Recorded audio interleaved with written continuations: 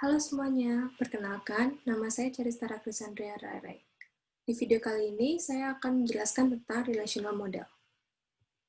Topik yang akan dibahas ada 4, yaitu relational model terminology, mathematical definition of relations, database relations, dan integrity constraints.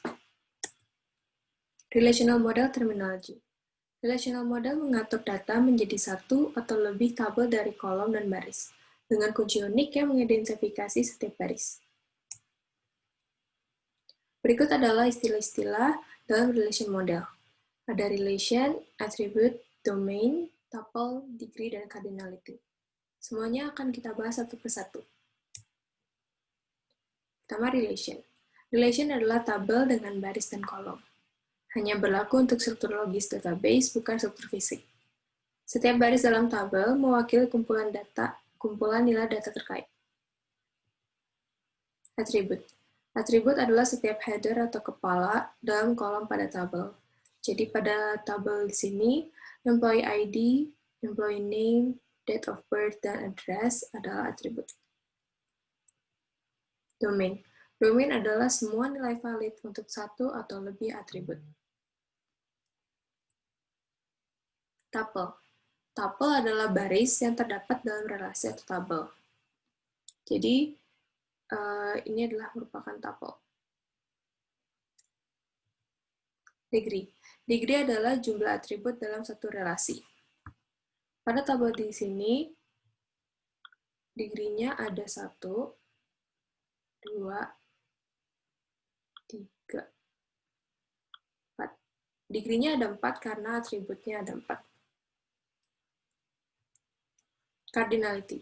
Cardinality adalah jumlah tuple dalam sebuah relasi. Pada tabel ini berarti tuple-nya,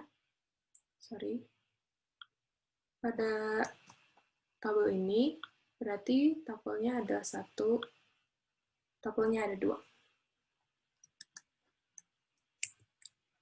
Alternative terminology for relational model.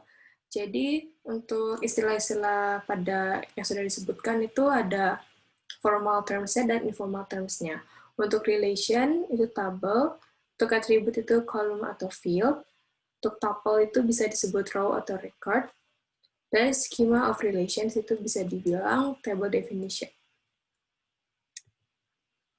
Mathematical definition of relations. Relasi adalah sebuah kalimat matematika yang memasangkan unsur-unsur dari suatu himpunan ke suatu himpunan yang lain. Relasi dari himpunan A ke himpunan B adalah pemasangan anggota himpunan A ke anggota himpunan B. Berikut adalah bagian-bagian dari relasi. Ini adalah domain atau daerah asal. Kemudian ini adalah kodomain atau daerah kawan. Dan ini adalah range atau daerah hasil. Dalam relasi, tidak ada aturan khusus yang harus dipenuhi untuk memasangkan anggota himpunan daerah asal ke anggota himpunan daerah kawan. Setiap anggota himpunan daerah asal bisa mempunyai pasangan lebih dari satu, atau boleh juga tidak memiliki pasangan sama sekali. Cara menyatakan relasi. Relasi bisa dinyatakan dengan diagram panah, himpunan pasang berurutan, dan diagram Cartesius. Untuk memperjelas, di sini ada contoh. Diketahui himpunan A terdiri dari 1, 2, 3, dan B terdiri dari X, Y, dan Z. Jika ditanya diagram panah faktor dari, himpunan pasangan berurutan, dan diagram Cartesius, bagaimana kita untuk menyatakannya? Diagram panah. Ini adalah diagram panah. A faktor dari B. Diagram ini akan membentuk pola dari suatu relasi ke dalam bentuk gambar arah panah yang menyatakan hubungan dari anggota himpunan A ke anggota himpunan B. Di sini saya belum tulis.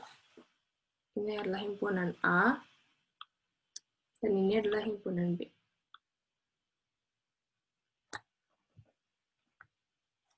Yang kedua ada himpunan pasangan berurutan. Cara penulisannya yaitu anggota himpunan A ditulis pertama, sedangkan anggota himpunan B yang menjadi pasangannya ditulis kedua. Karena pada contoh ini, 1 berrelasi dengan X, dan 1 berrelasi dengan Y, kemudian 2 berrelasi dengan Y, 3 dengan Y, dan 3 dengan Z, berarti kita harus menulisnya secara berurutan dari 1, 2, kemudian 3, sesuai pasangannya.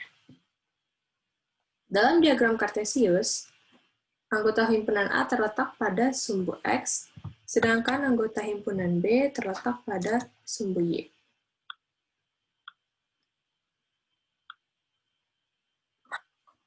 Relasi yang menghubungkan himpunan A ke himpunan B ditunjukkan dengan titik.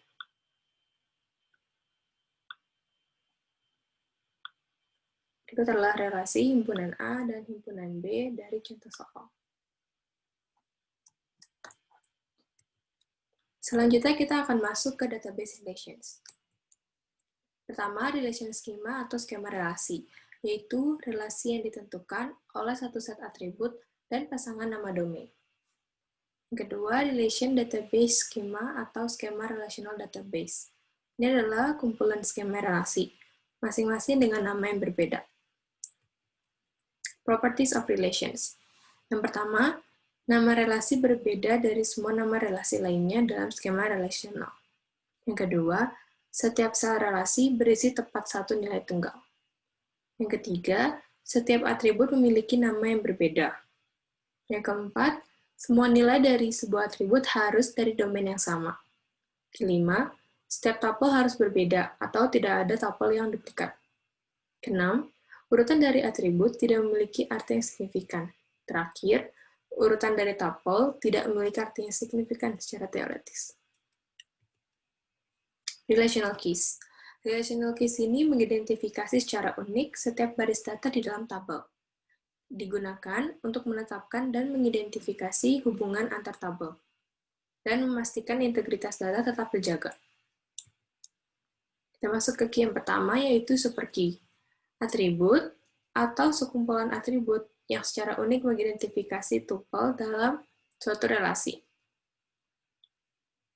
Dalam tabel di sini ada atribut student ID, student name, student phone, dan student email. Karena student name ini tidak bisa ada terjadi duplikat seperti di sini, maka student name bukanlah superkey karena dia tidak unik. Tetapi dari tabel ini kita bisa lihat student ID tidak ada yang sama karena ID untuk setiap nama-nama orang di sini tidak ada yang sama. Maka student ID adalah unik, kita bisa masukkan dia ke dalam superkey. Student phone juga karena tidak ada orang yang nomor teleponnya itu sama. Begitu juga dengan student email. Maka dalam tabel di sini kita bisa lihat superkey-nya bisa dari student ID, bisa dari student phone, bisa dari student email, atau kombinasi dari student ID, student phone, dan student email. Candidate key. Candidate key adalah subset minimal dari superkey. Minimal maksudnya di sini adalah yang tidak perlu jangan dimasukkan dalam candidate keys. Bisa dilihat tadi, superkey ini ada student ID, student phone, student email, student ID dan student phone, student ID dan student email. Nah, karena student ID ini adalah unik, student phone itu juga unik. Maka, student ID dan student phone bukanlah sebuah candidate key, karena dia bukan subset minimal. Begitu juga dengan student ID dan student email. Dia bukan candidate key karena masih ada bisa dilihat yang minimalnya, yaitu student ID saja, student phone saja, atau student email saja. Primary key. Primary key adalah candidate key yang dipilih untuk mengidentifikasi tuple secara unik dalam relasi. Tidak ada dua tuple yang dapat memiliki nilai primary key yang sama. Nilai primary key tidak boleh nol, dan setiap tuple harus memiliki primary key. Pada tabel di sini, saya akan mengambil student ID sebagai primary key. Kenapa? Ini akan bisa dilihat dalam key selanjutnya, yaitu alternate key. Alternate key adalah candidate keys yang tidak dipilih menjadi primary key. Karena tadi saya sudah memilih student ID sebagai primary key, maka student phone dan student email akan menjadi alternate key.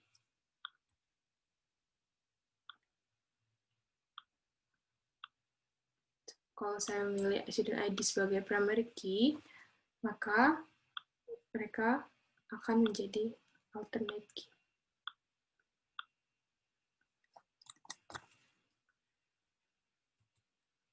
Foreign key. Foreign key adalah atribut dalam tabel yang digunakan untuk mendefinisikan hubungannya dengan tabel lain. Atribut dengan domain yang sama menjadi primary key pada sebuah tabel, tetapi pada tabel lain atribut tersebut hanya sebagai atribut biasa. Contohnya pada tabel di sini, course ID merupakan primary key. Namun, dalam relasinya dengan tabel ini, dia hanya sebagai atribut biasa atau foreign key. Menggunakan foreign key membantu dalam menjaga integritas data untuk hubungan dalam tabel. Composite key. Composite key adalah setiap key dengan atribut yang lebih dari satu. Contohnya adalah student ID dan student phone. Selanjutnya kita akan membahas integrity constraints. Integrity constraints adalah seperangkat aturan yang digunakan untuk menjaga kualitas informasi. Integrity constraints memastikan bahwa saat kita memasukkan data, update data, atau proses lainnya harus dilakukan sedemikian rupa sehingga integritas data tidak terpengaruh. Jadi, integrity constraints digunakan untuk melindungi database dari kerusakan yang tidak disengaja. Null. Null merepresentasikan nilai suatu atribut yang tidak diketahui atau tidak ada pada sebuah tuple dalam relasi, berkaitan dengan ketidaklengkapan data, merepresentasikan ketiadaan nilai, dan tidak sama dengan nol atau spasi yang merupakan nilai. Contoh pada tabel ini, ada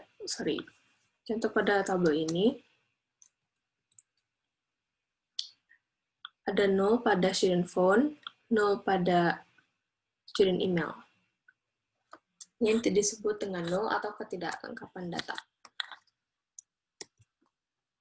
Selanjutnya ada entity integrity. Entity integrity menyatakan bahwa atribut dari primary key tidak boleh nol. Ini karena primary key digunakan untuk mengidentifikasi baris individu dalam hubungan. Dan jika primary key memiliki nilai nol, maka kita tidak akan bisa mengidentifikasi baris tersebut. Tabel dapat berisi nilai nol selain baris primary key. Oke, pada tabel di sini, karena student ID-nya merupakan primary key, maka di sini tidak boleh ada nol. Namun pada student name, student phone, dan student email bisa ada terdapat nol. Referential integrity. Referential integrity adalah sebuah integritas ditentukan spesifik antara dua tabel. Jika foreign key ada dalam satu relasi, semua nilai foreign key harus cocok dengan nilai candidate key dari beberapa tuple dalam relasi asalnya, atau nilai foreign key harus seluruhnya nol. Contohnya ada pada kedua tabel di sini. Jika foreign key pada tabel 2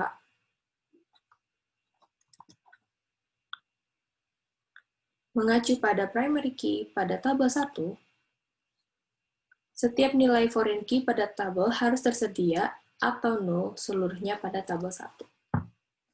Di sini ada 4 foreign key, sedangkan di sini di primary key kita tidak melihat ada yang keempat ini. Maka seluruhnya harus nol atau seluruhnya harus ada. Domain constraints. Domain constraints dapat didefinisikan sebagai definisi sekumpulan nilai yang valid untuk suatu atribut. Tipe data domain termasuk string, karakter, integer, waktu, tanggal, mata uang, dan lain-lain. Nilai atribut harus tersedia di domain yang sesuai. Contohnya pada domain ini adalah student phone, tidak diperbolehkan ada huruf seperti ABCD ini karena student phone merupakan atribut integer. Key constraints. Key adalah sekumpulan entitas yang digunakan untuk mengidentifikasi entitas dalam kumpulan entitasnya secara unik. Contohnya, pada tabel student ID ini, tidak diperbolehkan ada ID yang sama. General constraints. General constraints adalah aturan tambahan yang ditentukan oleh pengguna atau administrator database yang menentukan atau membatasi beberapa aspek perusahaan. Sekian penjelasan dari saya. Terima kasih sudah menonton.